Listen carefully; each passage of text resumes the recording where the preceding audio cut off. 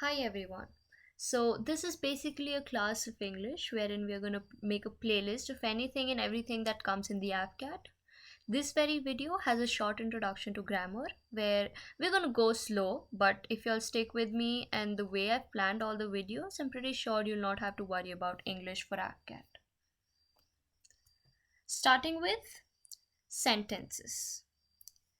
Now, when we speak or write, we use words. We generally use these words in groups. For example, little Jack Horner sat in a corner. A group of words like this, which makes complete sense, is called a sentence.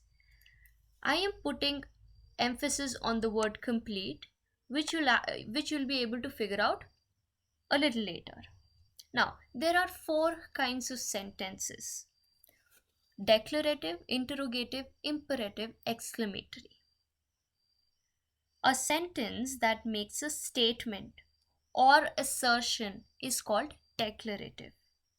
For example, Humpty Dumpty sat on a wall. A sentence that makes complete sense ending with a full stop is called declarative, right? Second, a sentence that asks a question is called an interrogative sentence. For example, where do you live? Ending with a question mark. Third, a sentence that expresses a command or an entreaty is called an imperative sentence. For example, be quiet. Fourth, a sentence that expresses strong feeling is called an exclamatory sentence. For example, what a shame, ending with a exclamation mark. Moving on, subject and predicate. When we make a sentence, we keep two things in mind. A, we name some person or thing, and B, say something about that person or thing.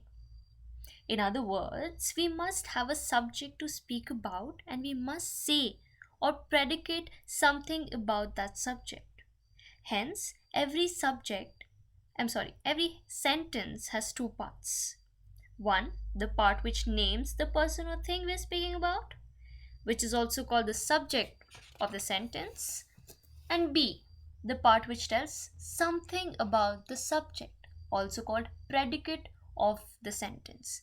For example, like we have here, on the top of the hill lives a hermit.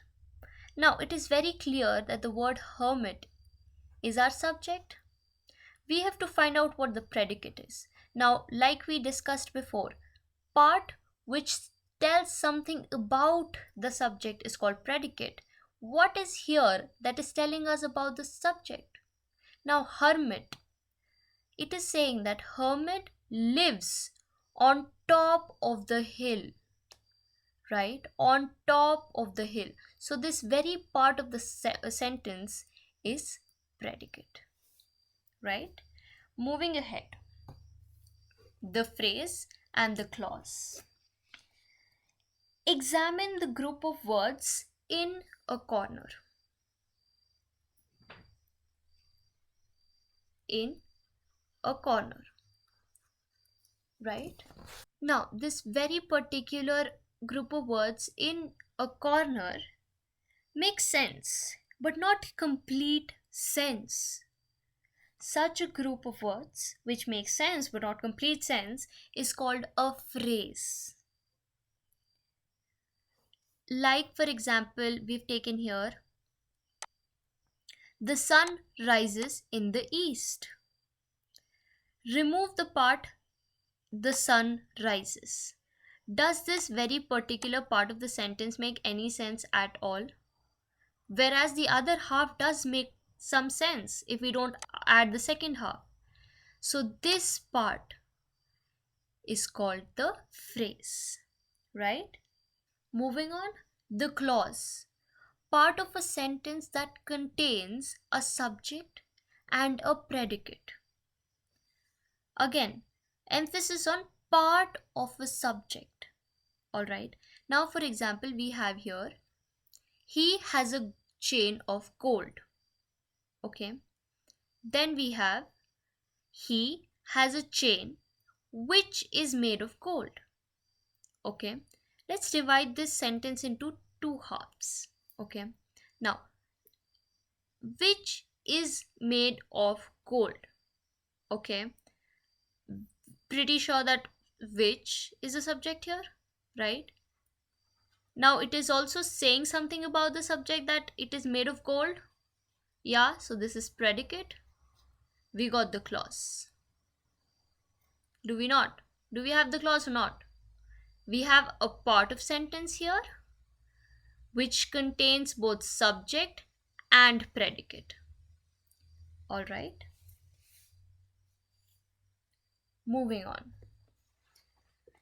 Parts of speech. Also, guys, please excuse my handwriting because this is the first time I'm using pen tab.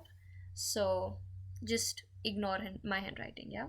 But it isn't that bad in real life, just so you know.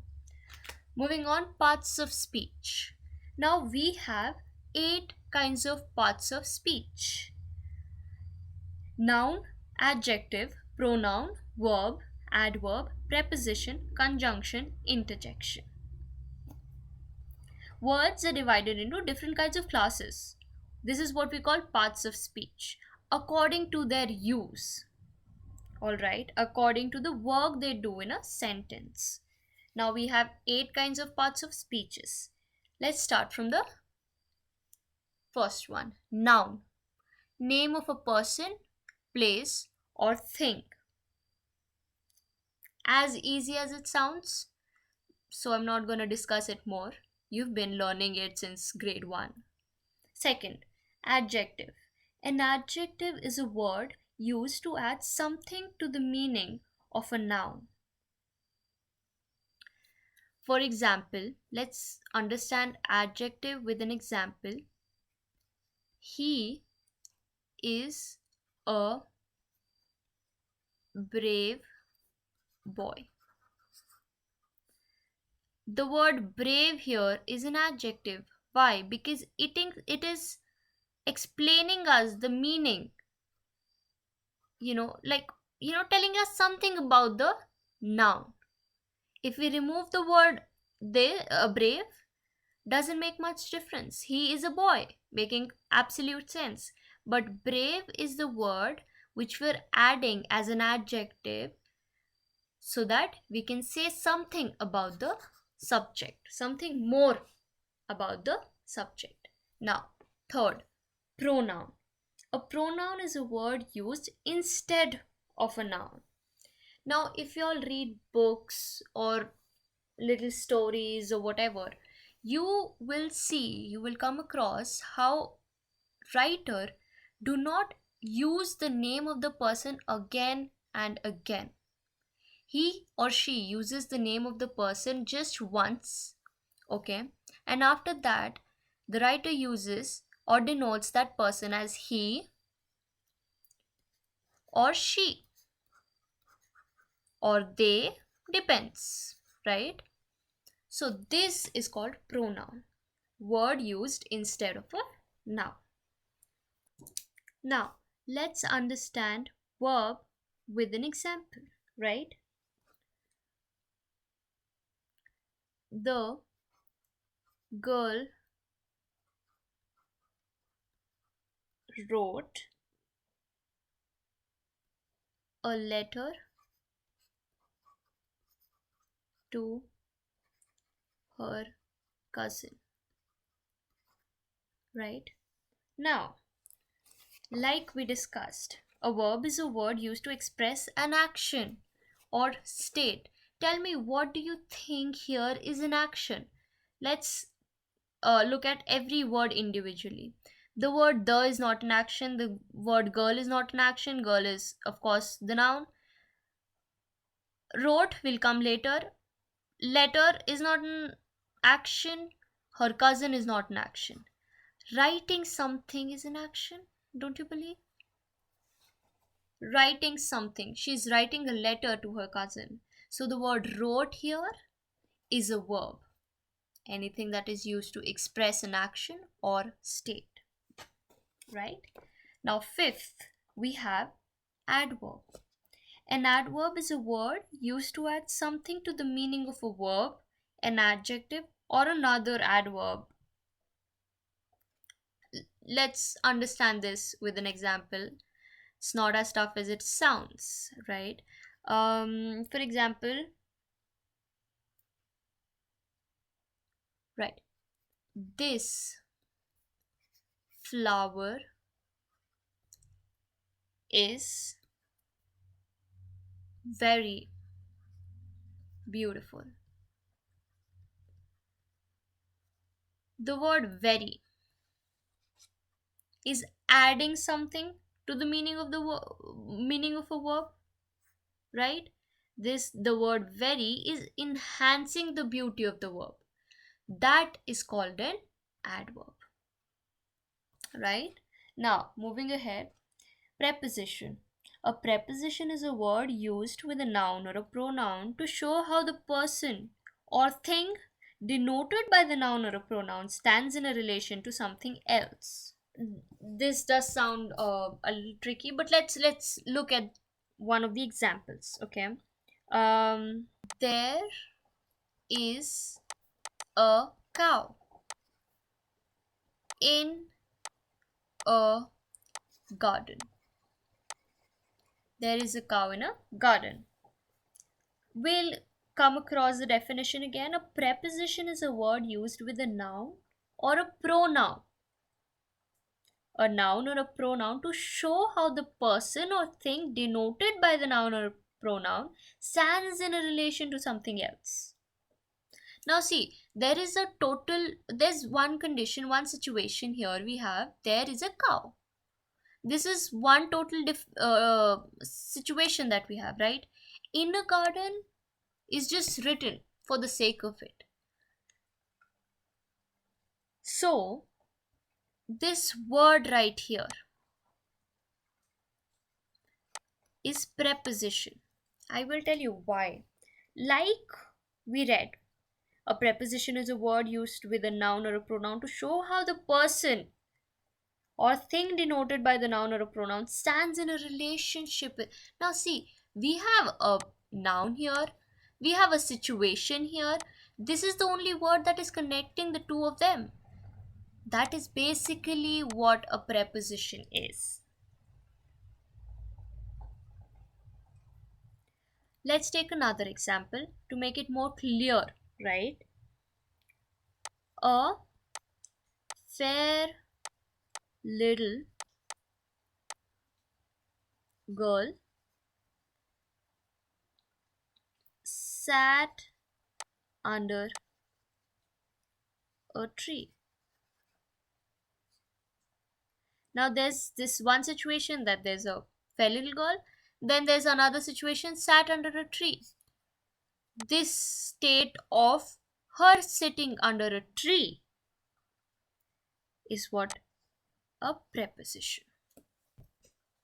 If you still didn't understand, you don't have to worry. We still have exercises to do. In those exercises, you'll be clear with everything, right? Moving on, conjunction. A conjunction is a word used to join words or sentences. Easiest part of speech, the word and, but, they're all conjunction. For example, I ran fast but missed the train. I ran fast, missed the train. Joining these two sentences or group of words with the word but, the word but becomes a conjunction, right? Next up, we have interjection. An interjection is a word which expresses some sudden feeling. For example, alas, she is dead. This word, sudden feeling that we're expressing, yeah, that is an interjection. For example, hooray, we won the match. We won the match, right? This is interjection. Hope parts of speech is clear to you. If you still If you're still struggling with any part of speech, you can comment below and let me know. Maybe, I can clear it up in the next video.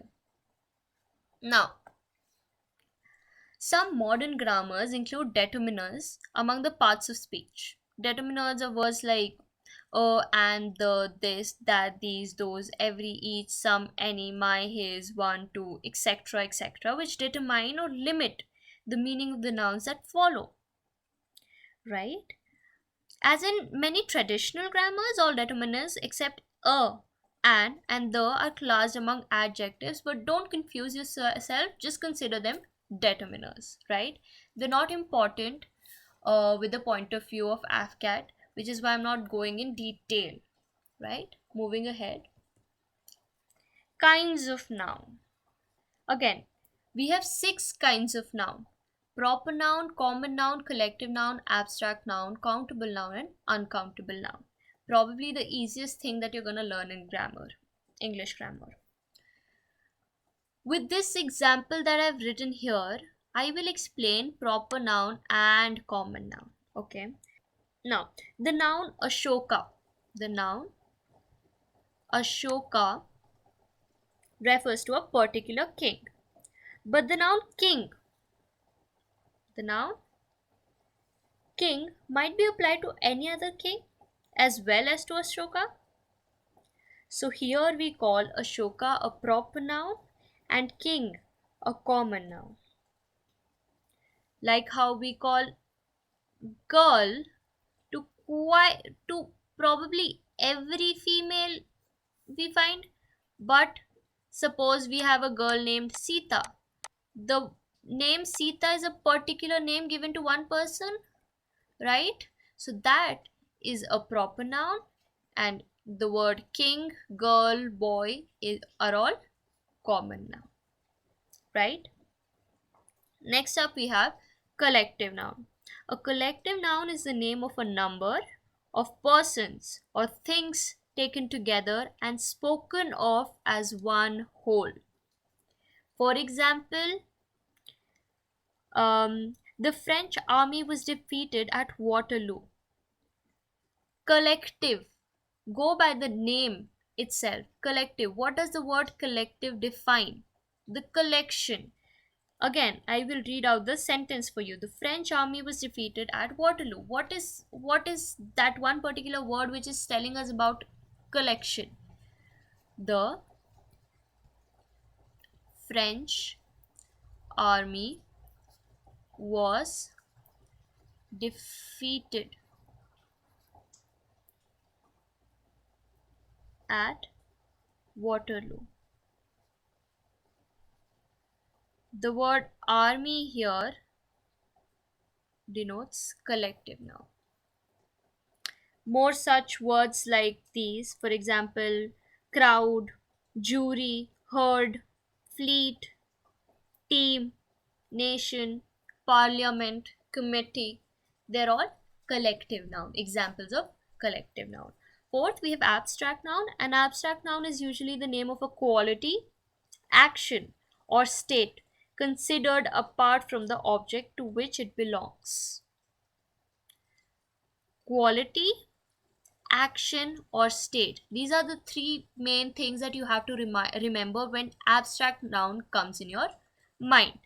Now, what does the word quality here in abstract noun mean?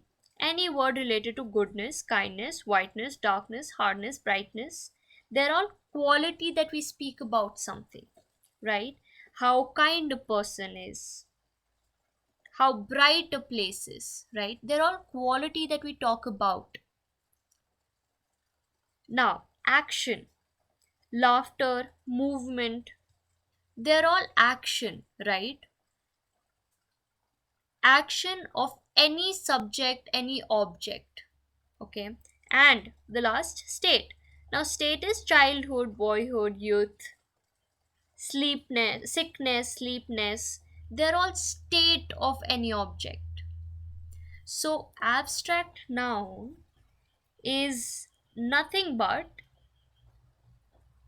name of a quality, action, or state considered apart from the object to which it belongs.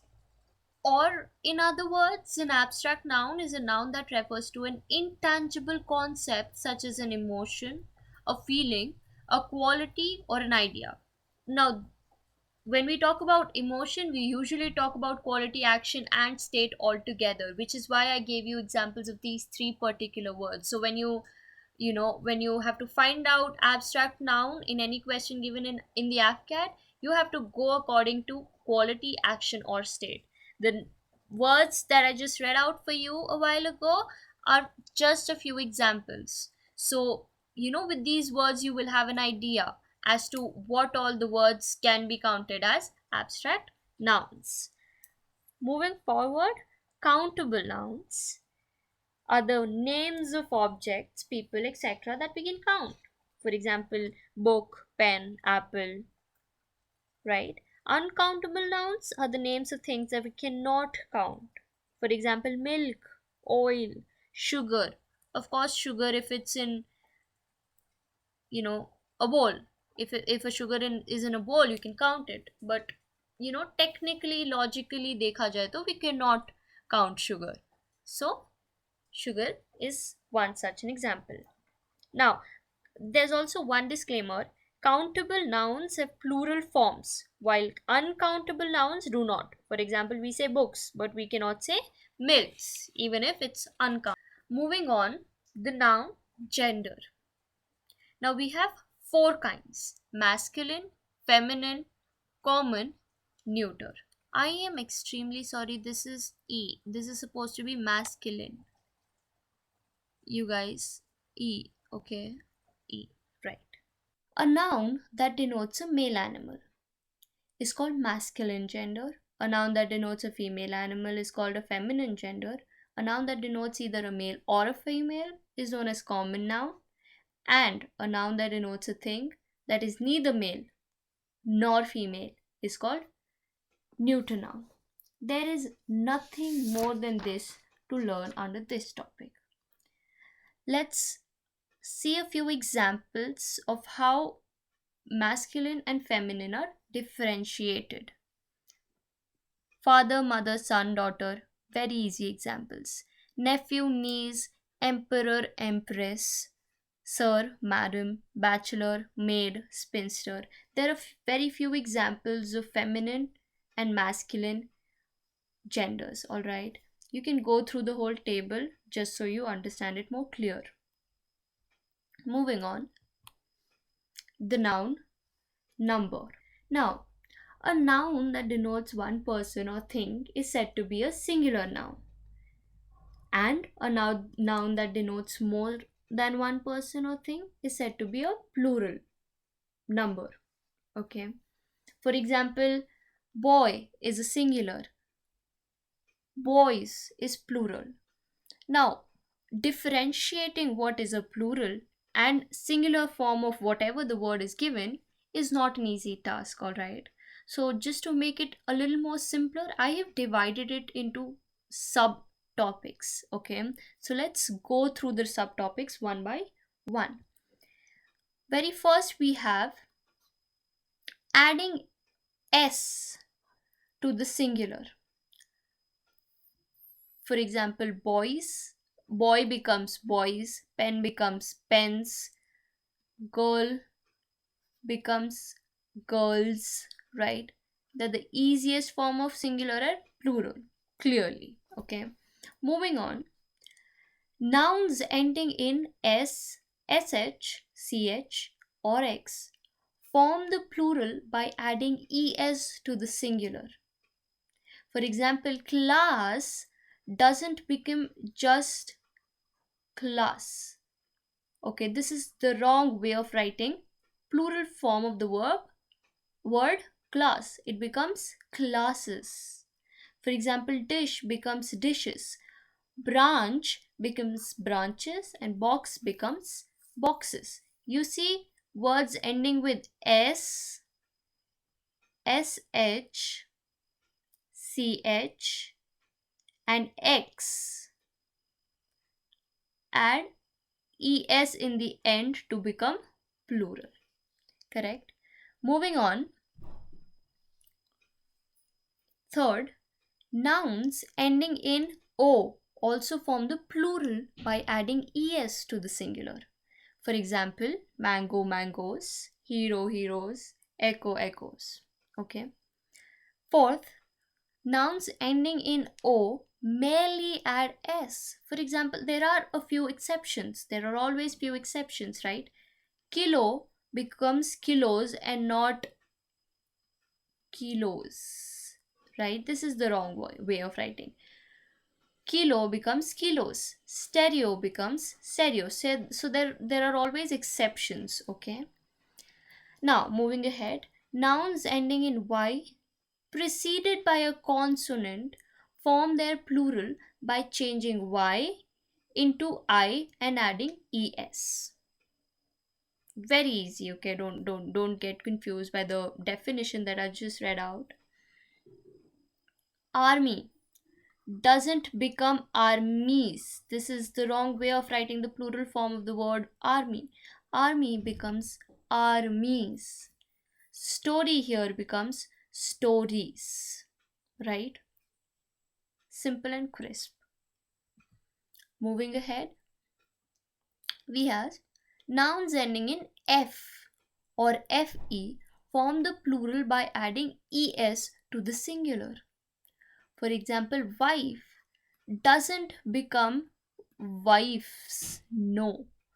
Instead becomes wives, right? Similarly, life becomes lives and wolf become wolves, right? Nouns, for example, dwarf, hoof, scarf, take either s or ves. For example, the word dwarf becomes dwarfs. The word scarf becomes scarves. Let me just write it here, right? And the word hoofs becomes hooves. I'm sorry for the handwriting, you all. I'm really sorry for the handwriting. Now, moving ahead, a few nouns form their plural by changing the inside vowel of the singular.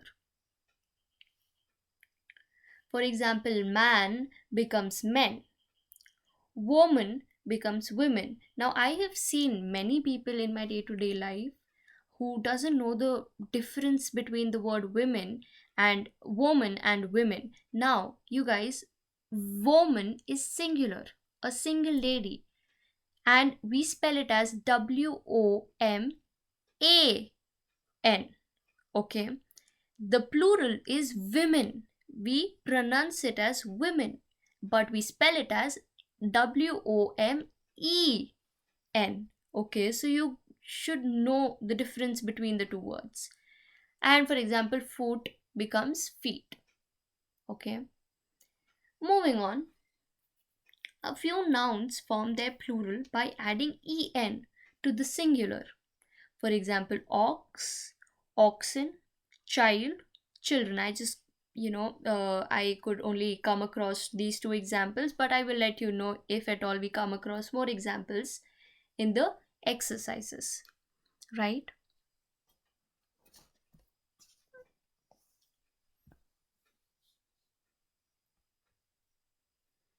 Now, we come across some nouns that have the singular and plural alike. For example, the word dozen. There is no singular or plural for the word dozen. Have you ever heard anyone say, give me a dozens of bananas? No, this is absolutely wrong. So the word dozen only exists in its one form, that is dozen. Both singular and plural is the word dozen itself. Another example is the word pair. You always tell people to pass that pair of shoes, that pair of sock, but you never say pass me that pairs of shoes, do you? No. So another example is pair.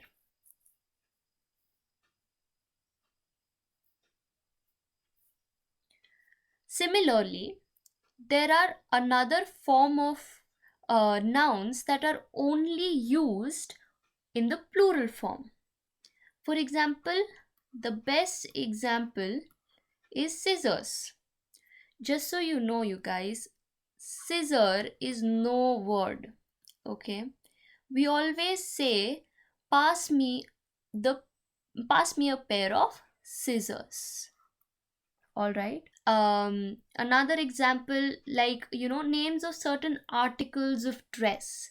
For example, you always say jeans, you never say jean, right? You always say trousers, not trouser. You always say drawers, not drawer.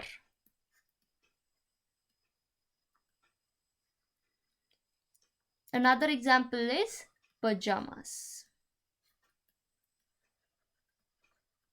This is J, yeah. J, yeah. Okay. Moving on.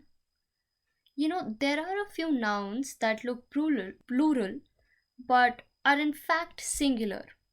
For example, the word physics. Can anyone say if this is a singular or a plural? We never say physic, we always say physics. I'm so sorry. We never say mathematics, we always say mathematics. We never say electronic, we always say electronics. Okay, these are another forms of nouns. Apart of this, the word news is also one such example. Now, moving ahead, compound noun. Okay, a compound noun generally forms its plurals by adding s to the principal word, to the principal word.